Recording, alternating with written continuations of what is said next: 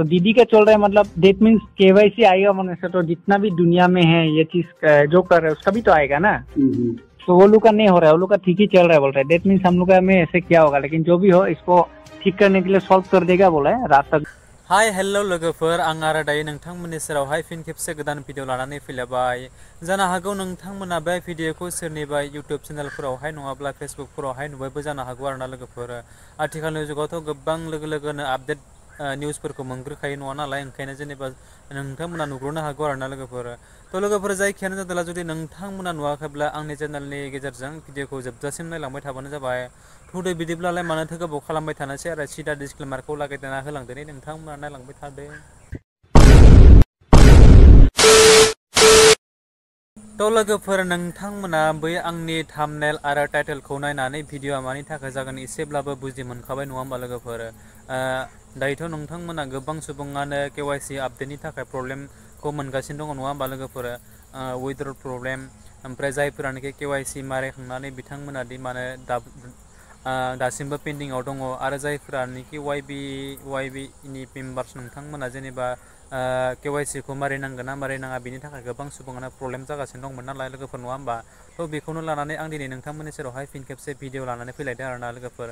थ' फंनैसो बाथ्रा बुंनायनि आगोलावनो जेनेबा आं नोंथांमोननि सेरावहाय मोननैसो भिडिअखौ लाबोनो होननानै सानदोंमोन नालाय, बेखौनो दायो गोबां सुबुङानो बुंदों मोजां भिडिअबो बेफोरबायदि भिडिअखौ लाबोनांलियासै आरो मानो बेफोरबायदि भिडिअखौ लाबोदों होननानै आरोना लोगोफोर।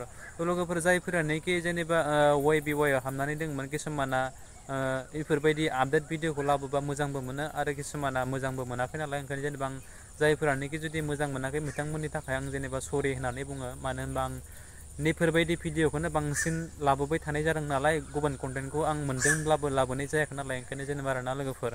थ' लोगोफोर, बिथाङा वाइनि जायफोरानोखि आपलाइन नङा होमबा लोगोफोर, आपलाइन ग्रुप, बिथाङा पुराना मेम्बार्समोन आरोना, सबनिसे पुराना मेम्बारमोन। थ' बिथाङा गावसोरनि जिथु वाइनि जिथु अनारमोन ना, बिथांजों अरायबो टार्म्स थाबाय थायोमोन होननानै बुंदों आरोना लोगोफोर बिथाङा।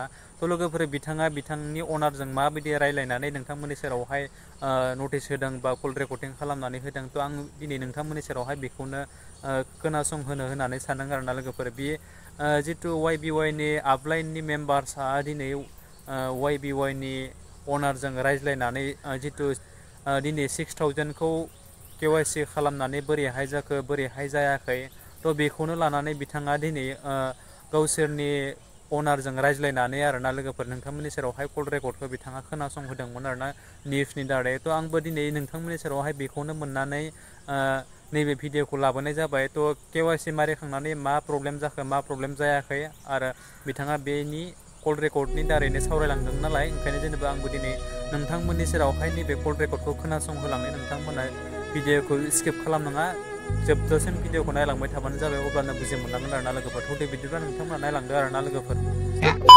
हम लोग का ग्रुप में ज्यादा जानकारी लोग है, तो अभी हम उसको बात किया था गालो लड़का को 50,000 डाल के रखा, तो सबसे पुराना वही है, खेलता है मतलब वो जो। तो बोला है, हम बोला अरे क्या होगा अभी, बोला तो फोन किया था, बोला वो जो मेन जो आपका आसाम नेट जो है ना, वो जो फोनेगार का उल्लू का टच में रहता है बोलते हैं, जो वाई का एप खोला है मेन ओनर लोग का। तो बात किया था बोलता है, तो वो लोग ऐसे बोला है, बोलता है कि ये चीज को केवाईसी रिचार्ज कोई भी नहीं करना है, ये एक्चुअली आपका यूआई का सर्वर इसको हैक किया है बोलता है कोई जो। तो जो भी हो इसको सॉल्व आउट कर देगा बोला। रात तक ट्राई कर रहे हो लोग करने के लिए, कुछ चीज ठीक हो गया बोला, अभी इसको ठीक कर रहा है, उसका रात में तो सुबह तक खबर हो जाएगा बोला। अभी वही आशा करके बैठ रहा है, केवाईसी गलती से भी नहीं करना है बोला। हाँ, नोटिस दिया है वो जो, अभी देखते हैं क्या होता है। होना तो चाहिए मेरे ख्याल से, क्योंकि कोई का आसाम में तो चल रहा है बोलता है। तो हम दीदी को फोन किया था ना मेरा, तो दीदी का चल रहा है ना, तो दीदी का चल रहा है, मतलब डेट मीन्स केवाईसी आएगा मन से, तो जितना भी दुनिया में है ये चीज जो कर रहे हैं उसका भी तो आएगा ना। तो वो लोग का नहीं हो रहा है, वो लोग का ठीक ही चल रहा है बोल रहे हैं। डेट मीन्स हम लोग का में ऐसे क्या होगा, लेकिन जो भी हो इसको ठीक करने के लिए सॉल्व कर देगा बोला है। रात तक देखते हैं अभी क्या होता है। हाँ, तो कंपनी का तरफ से तो मैसेज आया था, तो केवाईसी करो बोल के, ये क्या है? हाँ, केवाईसी करो बोल के तो आया है, लेकिन वो जो जिसको बात किया वो बोला नहीं ऐसे कुछ भी नहीं है, हायर अथॉरिटी इसको बात किया बोलता है। तो वो लोग बोला है, बोलता है नहीं केवाईसी का तो कुछ भी नहीं है, एक्चुअली इसको कोई हैक किया हुआ है, लेकिन आप लोग कोई भी रिचार्ज नहीं करना है, 6000 रुपया डाल के कोई भी केवाईसी कुछ भी मत करो बोला है। हम लोग रात तक या सुबह तक फाइंड आउट करके ठीक कर देगा बोला है। कुछ कुछ चीज को तो ठीक कर दिया बोलता है, विड्रो वाला लोग को ना, बीच में विड्रो का भी प्रॉब्लम नहीं हो रहा था, इसको भी ऐसे होके बैठा था, इसलिए पेंडिंग सेंडिंग जिसका हो गया सबको रिटर्न किया बोलता है। तो अभी ये चीज को सिर्फ सॉल्व करना है बोलता है। उसके बाद अभी ये लोग सॉल्व करने का टाइटली कुछ पासपोर्ट डालेगा बोला है वो लोग के लिए, मतलब अपना जो कंपनी है वो लोग का, वो हैक नहीं होने के लिए। अभी देखते हैं रात तक क्या होता है, इसलिए रिचार्ज नहीं करना है कोई भी गलती से। हाँ होगा, ठीक है, हम सबको सेंड कर देंगे। ठीक है होगा। हाँ थैंक यू बात करने के लिए। हाँ अपडेट होगा तो खबर करना जल्दी। खबर करेगा हम सबसे पहले आपको। तो लोगोफोर भिडिअआ बेनोमोन। थारैनो नोंथांमोना भिडिअखौ जोबजासिम नायदोब्ला निश्चय बुजि मोनखाबाय बिथांमोना गावसोरनि कल रेकर्डनि दारै मा बुंलांखो आरो मा फोरमायलांखो गुवारै बिथांमोना कल रेकर्डनि दारै नोंथांमोननि सेरावहाय शेयार खालामनानै होबाय नङा होमबा, बाथ्राखौ बुंफोरनानै होबाय। दिनै KYC मारै नांगौ ना मारै नाङा, थारैनो नोंथांमोना बेयो नेमार नांगौ ना नेमार नाङा बिथांमोना थारैनो गावसोरनि कल रेकर्डनि दारै नोंथांमोननि सेरावहाय फोरमायथिनानै होबाय आरोना लोगोफोर। तो नोंथांमोनालाय गोबां सुबुङानो बुजि मोनखाबायबो जानो हागौ आरोना लोगोफोर। नैबे कल रेकर्डखौ नोंथांमोना गोबां सुबुङानो जुदि मोनाखैब्ला आरो जायफोरानोखि मोनदों दायो आंनि भिडिअनि गेजेरजों आंनि चेनेलनि गेजेरजों, नोंथांमोना जाय सुबुङा नोंथांमोननि ग्रुपावहाय दङ नोंथांमोना अननानै नैबे मोनसे भिडिअखौ शेयार खालामना हो, जाहाथे बिथांमोनाबो मोनथिनानै थायो, हमना लानो हायो आरोना लोगोफोर।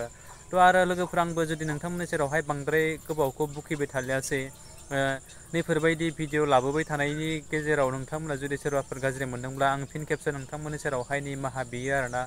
मानो होननानै बुङोब्ला आं गले गले नोंथांमोननि सेरावहाय YBY नि फारसे भिडिअखौ लाबोबाय थानाय जादों नालाय, ओंखायनो गोबां सुबुङानो दिनै मोजांबो मोनदों गाज्रिबो मोनदों आरोना लोगोफोर। ओंखायनो जेनेबा बारे आंबो नोंथांमोननि सेरावहाय गले गले खावलायनानै बुंहरो कि आं सरि होननानै आरोना। तो लोगोफोर जोबनायाव आं आरो बांद्रायखौ बुंनो थांनायासै, बाथ्राया जेमानखिनि बुङो इमानखिनि लावलांबाय थायो, जेमानखिनि बुङो इमानखिनि ओंखारलांबाय थायो आरोना लोगोफोर। तो जोबनायाव जुदि नोंथांमोना नैबे आंनि भिडिअखौ नायनानै जुदि मोजां मोनदोंब्ला, आंनि चेनेलावहाय गोदानबा नोंथांमोना प्लिज अननानै आंनि चेनेलखौ साबस्क्राइब खालामदो, लोगोसे लाइक कमेन्ट एन्ड शेयार खालामदो। जोबनायाव आरो बेल आइकनखौबो दाबायना होदो आरोना लोगोफोर, जाहाथे आं आरो बेफोरबायदि आपडेट भिडिअ होयोब्ला नोंथांनियाव गिबियै नटिफिकेसना सहैनाय बायदि आरोना लोगोफोर। स' थेंक इउ स' माच। आरो नेक्स्ट भिडिअ फिन खेबसे लोगो मोनगोन। बाय बाय।